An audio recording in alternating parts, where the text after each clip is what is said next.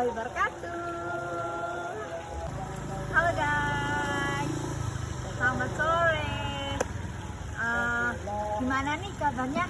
Pasti baik dong, apalagi puasanya, pastinya lancar. Sebelum ke pembahasan, saya akan memperkenalkan diri dulu. Perkenalkan, nama saya Hafizah Ismati Zakia dari program studi Sejarah Peradaban Islam Fakultas Usuluddin Adab dan Humaniora Universitas Islam Negeri Kiai Haji Ahmad Siddiq Jember. Pada video kali ini kita akan membahas beberapa poin tentang demokrasi. Yang pertama yaitu pengertian dari demokrasi. Yang kedua yaitu sejarah dari demokrasi. Lalu yang terakhir yaitu titik temu antara Islam dengan demokrasi. Pasti kalian tidak asing kan dengan kata-kata demokrasi? Yuk. Mari kita bahas bersama-sama. Baik, kita akan membahas poin yang pertama yaitu pengertian demokrasi. Apa sih demokrasi itu?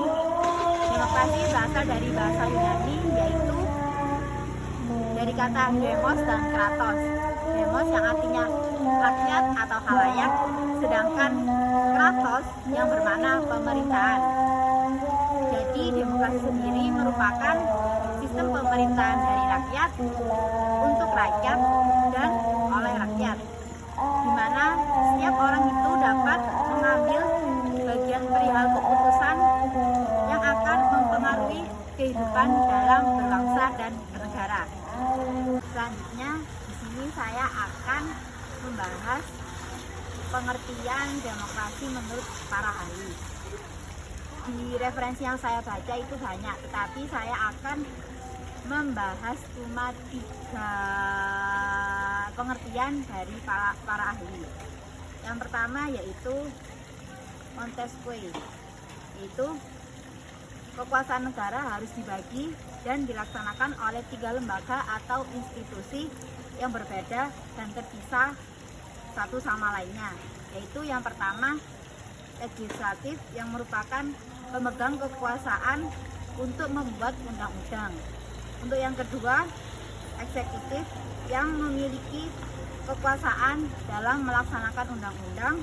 Dan yang terakhir yaitu yudikatif yang memegang kekuasaan untuk mengadili pelaksanaan undang-undang.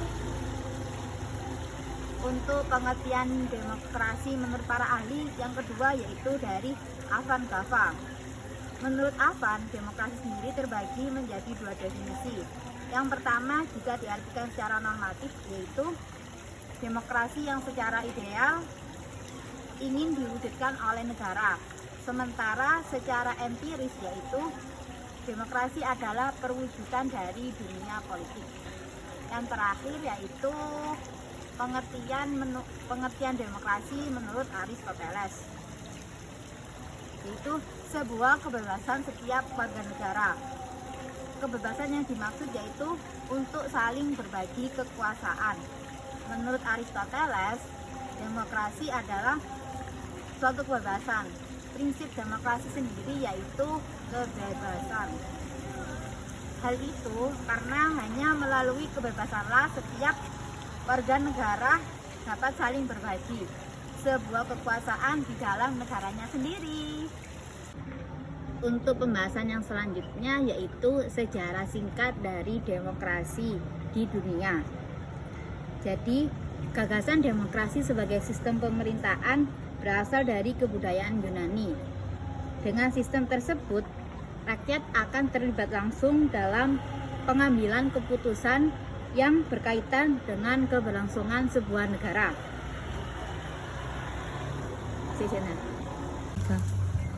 Untuk pembahasan yang selanjutnya yaitu kita akan membahas sejarah singkat dari demokrasi di dunia. Gagasan demokrasi sebagai sistem pemerintahan berasal dari kebudayaan Yunani. Dengan sistem tersebut, rakyat akan terlibat langsung dalam pengambilan keputusan yang berkaitan dengan keberlangsungan sebuah negara.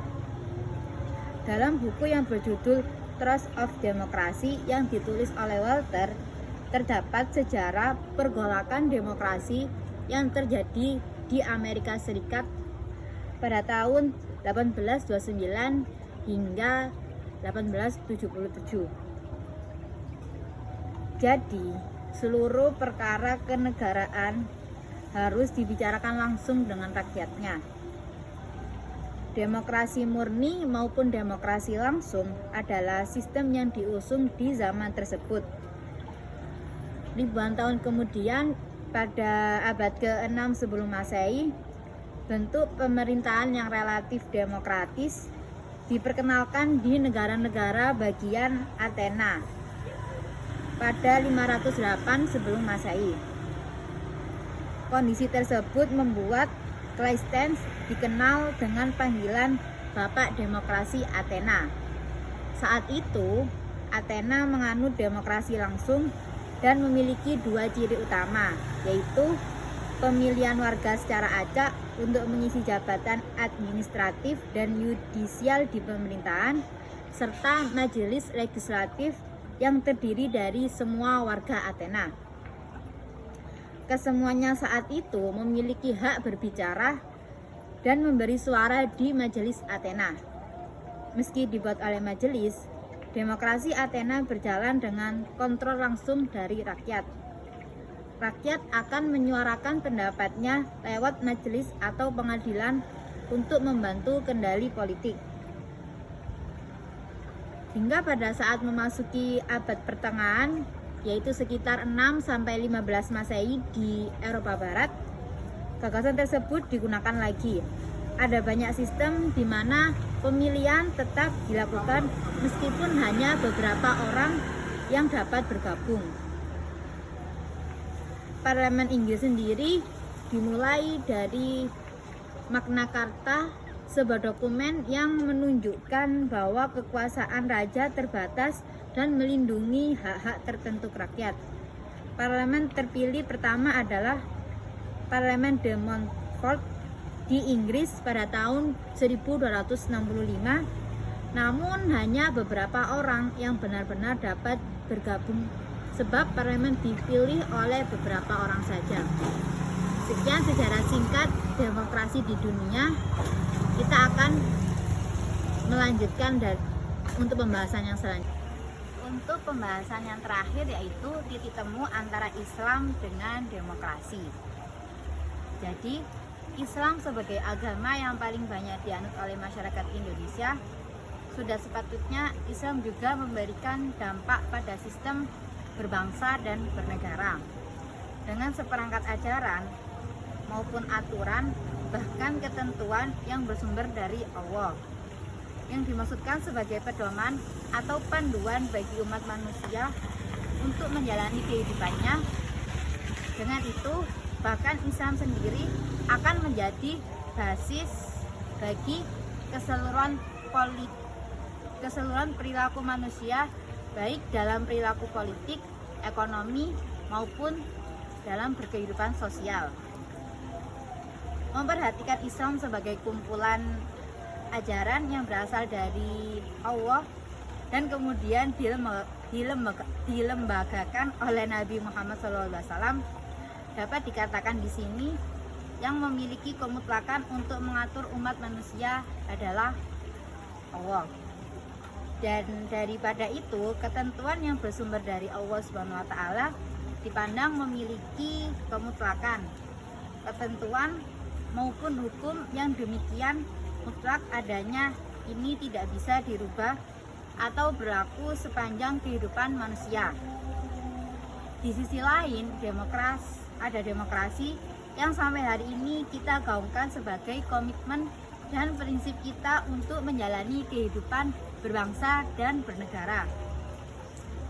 Demokrasi adalah suatu sistem di mana warga negara bebas untuk mengambil keputusan dan pilihannya melalui kekuatan mayoritas.